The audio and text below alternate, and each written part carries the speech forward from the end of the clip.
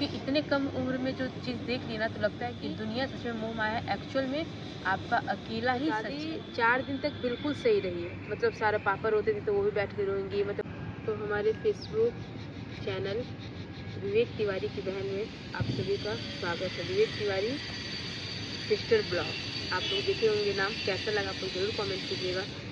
और देखिए आपको बताता है बहुत अच्छे से, उस दिन मैं बहुत ज़्यादा गुस्सा हो गई थी, क्योंकि क्या होता है ना, माइंड जो है ना अभी मेरा स्थिर नहीं रह रहा है। कभी लगता है बहुत ज़्यादा, कभी मतलब कल रात में अचानक इतना रोई, मैं इतना रोई। कभी ठीक रहती है, कभी बहुत ज़्यादा गुस्सा आ जाता है, कभी लगता है कि यार ठीक है, इंसान है, उन लोग को जितनी समझ है वो काम कर रहे हैं। लेकिन कभी कभी क्या होता है बहुत ज़्यादा एग्रेसिव होता है, तो माइंड जो है ना वो स्थिर नहीं है, स्टेब्लिश नहीं है। तो थोड़े थोड़े समय में ना हमारा माइंड जो है ना स्विंग होते रह रहा है, बदलते रह रहा है। इसलिए मैं उस दिन, मुझे बुरा लग गया था। हालांकि मुझे कमेंट से कोई फ़र्क नहीं पड़ता, ये सच्चाई है। लेकिन हमारी फैमिली को, जब हमारी फैमिली पे कोई बात आती है ना तो मुझे बहुत फ़र्क पड़ता है। स्पेशली मम्मी पापा हो या फिर कोई भी फैमिली मेम्बर्स हो, उस पर बात आती है तो मुझे बहुत फ़र्क पड़ता है। बाकी आप लोग मुझे गाली भी दे के चले जाएँ, मुझे कोई फ़र्क नहीं पड़ेगा। लेकिन जब हमारी फैमिली को उस बात से तकलीफ़ होने लगती है, उस बात से तकलीफ़ होती है। और हमारे बैकग्राउंड साउंड को थोड़ा सा आप इग्नोर कीजिएगा, क्योंकि मैं यहाँ पे आती हूँ, कहा जाता है मेरी शांति अब शांति में ही है। तो मैं आती हूँ, जो होता है नेचुरल, मुझे इंसानों की आवाज़ से ज़्यादा मुझे ये सब आवाज़ मुझे प्यारी लगती है। मुझे जानवर की आवाज़ प्यारी लगने लगी, मतलब जो नेचुरल होता है ना कि जिसको वही, क्योंकि इतने कम समय में भी ज़िंदगी की जो असलियत क्या होती है ना मुझे पता चल गया है। मैं ऐसे लोग जिसको मैं नहीं जानती, जिससे मेरा कोई जान पहचान नहीं, जो हमारे वर्ग के नहीं है, जो हमारे हमारी कैटेगरी के होते हैं, इंसान के नहीं है, इंसान कैटेगरी के नहीं है, उन लोगों के बीच में रहना, जिसको मैं जानती पहचान, इंसान में भी अगर बीच में रहना है जिसको मैं जानती नहीं, जिस ना मेरी उससे पहचान है ना उसकी मेरे से पहचान है, तो वैसे लोगों के बीच में देखती हूँ मुझे सुकून, मतलब उस वही देख के मुझे शांति, सुकून तो नहीं बोलेंगे लेकिन एक मन को शांत करती हूँ मैं।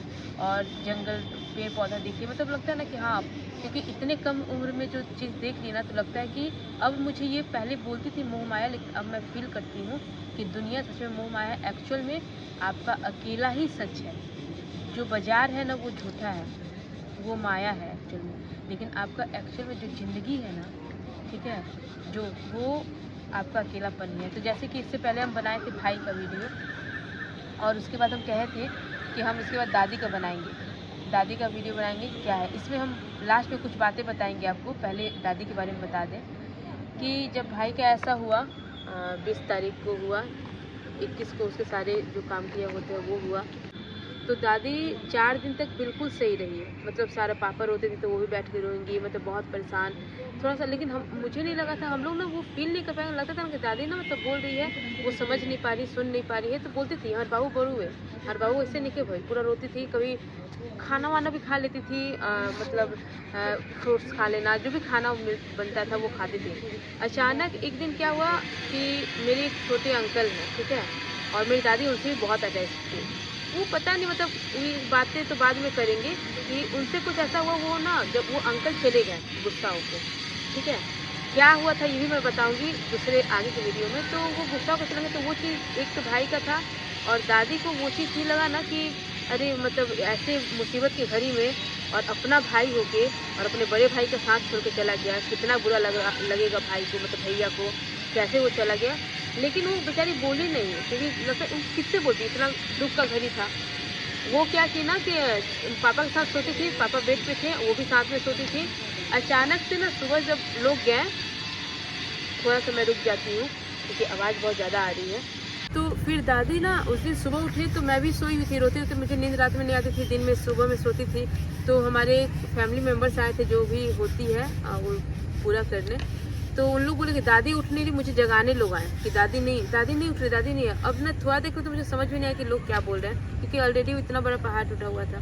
फिर जब हम दादी के पास गए तो उस वक्त दादी को हम पकड़ के, हम लोग सबको बैठाए हुए थे, लेकिन उनको दाग पानी पिलाए, नमक पानी, मुझे लगा उनका जैसे प्रेशर डाउन हो जाता था, कभी बीच में ना उनकी तबीयत खराब होती थी, तो सलाइन चढ़ता था और कुछ विटामिन के जो होते हैं वो लोग वो चढ़ता था, तो दादी थोड़ा फिर वो ठीक होती, मतलब सुबह में बेहोश होंगी, अगर सुस्त हो जाती थी, लेजी हो जाएंगे, उनको अगर वो पानी चढ़ जाता था, वो कुछ विटामिन हो जाती थी, शाम तक अगले दिन तक दादी एकदम ठीक। देखेंगे क्या, अगले दिन पर दादी बाल वाल धो के नहा वहा के एकदम पूरा घूम रही है। तो मुझे लगा वैसा हुआ होगा, तो उनको फिर हम लोग बुला दिए, घर पे ही डॉक्टर बुला देते थे, बुलाए, वो सब किए। लेकिन दादी क्या देखिए, वो पानी पिए और दादी बोल ही नहीं पा रही थी, दादी की जो आवाज़ है ना बंद हो गया बिल्कुल, ठीक है। फिर हम लोग एक दिन तो रखे, फिर अगला दिन देखे नहीं उनको कोई मूवमेंट नहीं, मतलब वो कुछ इम्प्रूवमेंट नहीं मिल रहा था। नहीं मिला तो फिर बोला कि नहीं ऐसे कैसे रखा गया। सोचिए उस घड़ी में इतना सब लोग मेंटली इतना ज़्यादा वीक थे, लेकिन उस समय भी भगवान ने फिर एक मुसीबत भेजा दादी के साथ। दादी एकदम चल फिर रही थी, सबको पापा को समझाती थी, पापा को देख रेख करना, पापा के साथ वही सोती थी, ठीक है। मम्मी को समझाती थी ज़्यादा चुप रहो, होता है ना, और मतलब बबुआ आई मतलब बोलती थी, लेकिन पापा के साथ ना, पापा अगर नहीं खाना खा रहे थे, जैसे फल नहीं खाते थे, कुछ नहीं खाएंगे ना, बबुआ को पहले अपने हाथ से खिलाएंगी, ऐसा करके सब कुछ एकदम नॉर्मल था। दादी एकदम चल रही थी, सब कुछ सही था। उसके बाद अचानक से हुआ वैसा, उनका आवाज़ बंद हो गया, उनका ना एक तरफ का हाथ उठना बंद हो गया। मतलब उनका जब हम लोग हॉस्पिटल लेके गए, बोला गया कि नहीं घर पे नहीं, तो पापा बोले नहीं इनको हॉस्पिटल लेके जाओ, क्योंकि पापा सच में दादी से बहुत ज़्यादा अटैच थे, बहुत ज़्यादा, आज भी बता रहे थे। जब हम हॉस्पिटल लेके गए, ब्रह्मानंद था वहाँ, वो बोले कि एडमिट, क्योंकि घर में क्या था ना कि सब लोग इतना रोग आ रहे थे, उतना प्रॉपर हम लोग देख रेख नहीं कर पाते, क्योंकि खिलाना पिलाना, तो हमको लगा कि वहाँ पे बेहतर उनको मिलेगा ट्रीटमेंट।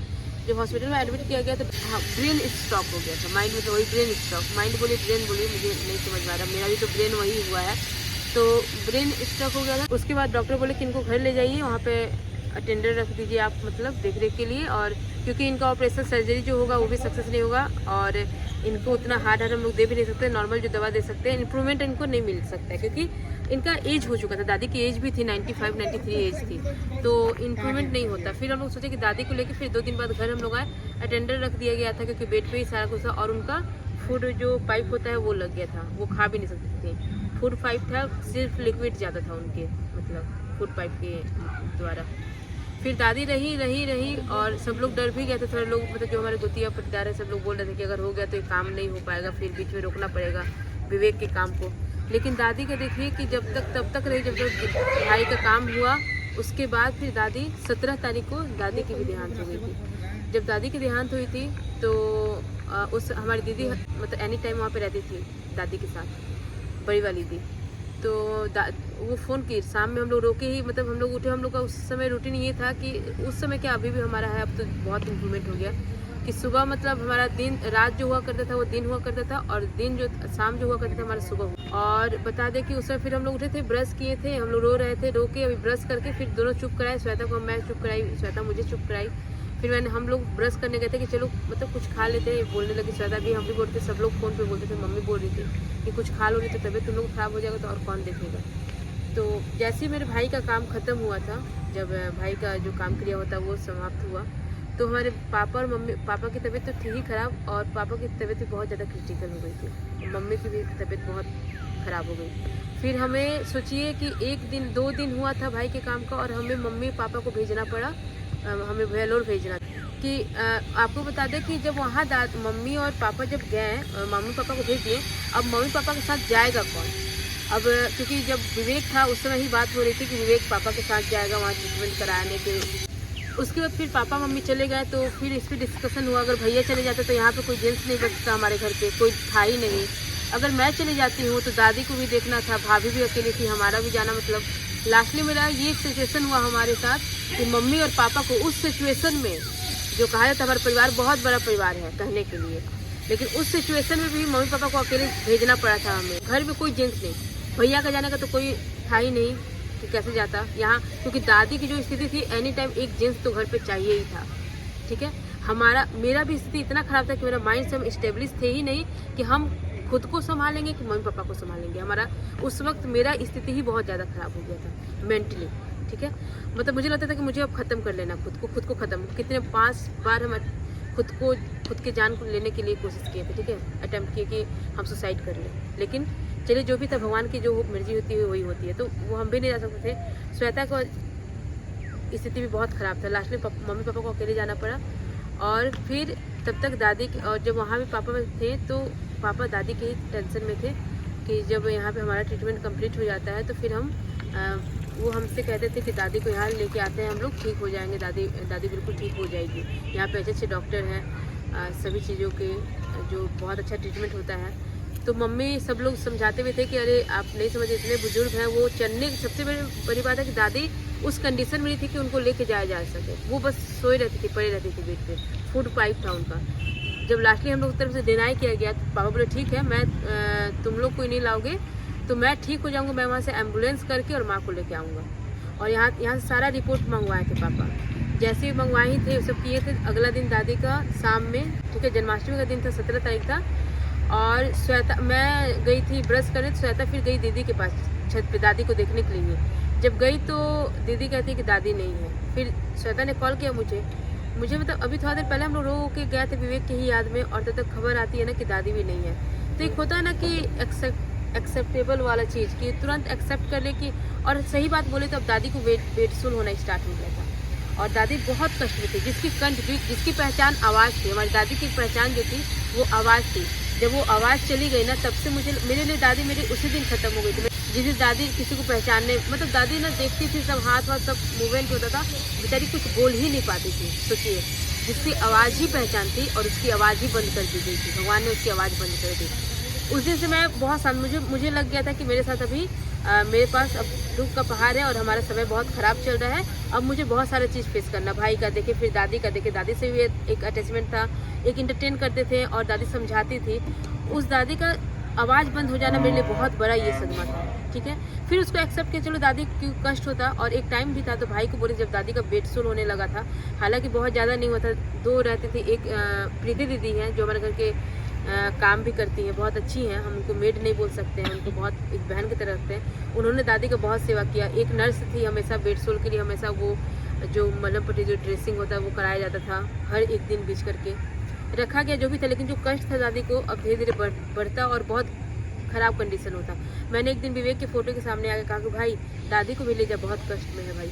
और ठीक अगला दिन, मतलब एक दिन के बाद, बोल रहे हैं ना कि 16 तारीख को मैंने ये बात कही और 17 तारीख की शाम में दादी का भी ये सुने। उस वक्त जब दादी भैया थे ऑफिस में, अब हम लोगों को टेंशन था कि हम लोग क्या करें, मम्मी पापा है वेलोर में, भैया ऑफिस में था कि लोग आ जाएंगे, हम लोग कैसे क्या करेंगे दादी को, क्योंकि उतना तो सभी लोग बच्चे, भाभी की उम्र भी हम लोगों की मेरे से छोटी ही होंगी या फिर हमारे एज की हैं। और श्वेता है थी, सब बच्चे लोग ही थे, कोई बड़ा नहीं था हमारे बीच। हमारा ना अंकल, ना आंटी, ना चाचा, ना फूआ, ना कोई भी नहीं, बस हम चारों भाई बहन, एक भाभी, एक छोटी सी बच्ची, बस यही लोग थे। फिर हम लोग भैया को कॉल की, भाभी कॉल किया कि भैया आया ऑफिस से। हाँ, इस वक्त बोलेंगे कि कुछ लोग जो है, बहुत लोग ऐसे हैं जो गलत कमेंट किए, उसके बारे में हम बोले, लेकिन बहुत लोग ऐसे भी जो हमारे ऐसे दुख के समय में हमारे साथ खड़े रहे और हमारा बखूबी साथ निभाया। तो लोग कहते हैं कि ख़राब चीज़ों पे लोगों की नज़र जल्दी जाती है, लेकिन अच्छी चीज़ों पे लोगों की नज़र नहीं जाती है, ना लोग उसकी चर्चा करते हैं। लेकिन आपको बता दें कि मेरा जो भी चीज़ था, जो गलत कमेंट किए उसमें जो भी हम बोले, लेकिन जो हमारे साथ उस दुख घड़ी में साथ दिए, जब तक मेरा ज़िंदगी है, मैं उनके एहसान को कभी नहीं भूल सकती। मुझे पता है कि वो लोग एहसान नहीं किए, लेकिन उनके बारे में भी आगे मैं चर्चा करूँगी, एक लोग के बारे में जो हमारे उस मुसीबत घड़ी में मेरे कंधे के साथ कंधे मिला के खड़े थे, मेरे पैर के साथ पैर मिला के खड़े थे, और हमारा हर वक्त हमारे साथ, हमसे आगे हमारे लिए वो बढ़े हुए थे कि नहीं हम हैं तुम्हारे साथ। तो उन लोगों का भी हम चर्चा जरूर करेंगे। तो आपको बता दें कि फिर जब दादी का हुआ, जब भैया आए बेचारा, तो वो सबसे पहले उनका लगा कि हाँ अभी अगर मम्मी पापा दूर हैं, उनको कॉल किया गया, पापा के आने की स्थिति एकदम सही नहीं थी, ठीक है, आपको उस पर भी चर्चा करेंगे। तो उन्होंने, भैया ने, एक मेरे अंकल हैं अरविंद चाचा, उनको कॉल किया। भैया जब कॉल किए तो बोले कि दादी का ऐसा हो गया, क्योंकि बताना जरूरी था। जब उनको कॉल किया तो बोले ठीक है रितेश तुम टेंशन मत लो, मैं सबको खबर कर देता हूँ। जब बेचारा वो सबको कॉल किए होंगे तो हमारे बड़े पापा हैं, उनके तरफ से खबर आया कि जब हमारा भी खबर आई तो देख, हम रितेशवा का नंबर, रितेशवा भी हमारा नंबर नहीं थे, हमारा भी आई तो देखल जी। फिर भी हम लोग बोले, तो भैया को ये बात बताया कि देखो बाबू तुम कॉल, वो अंकल का फर्ज भी बनता था, क्योंकि नहीं बताते तो भैया तो यही रहता ना कि अंकल को बता दिए, अंकल कह दिए होंगे, बोले बाबू ऐसा सब पापा बोले हैं तो एक बार तुम कॉल कर लो। तो भैया फिर सबको कॉल किए। उसके बाद हम लोग उस बॉडी को कम से कम 2 घंटा तक रखे घर पे कि अपने लोग आ जाएंगे। जब कोई नहीं आया तो हमारे भैया के 2 कलिंग्स थे ऑफिस के, और भैया और हम, भाभी और श्वेता और दीदी, सब लोग मिलके फिर उस बॉडी को हम लोग, क्योंकि रात हो गया था, शाम का 6, साढ़े 6, 7 बज गया था, और फिर उस बॉडी को हम लोग रखवाएं, क्या कहते हैं, स्वगृह होता है ना, उसमें हम लोग उसको वहाँ पे रखवाएं। बात करके भैया जाकर हॉस्पिटल में रखवाएं वहाँ, क्योंकि अगला दिन फिर हम लोग, पापा बोल रहे थे कि मैं अब पापा का बेचैनी हो गया, तो पहले पापा को बताएं कैसे।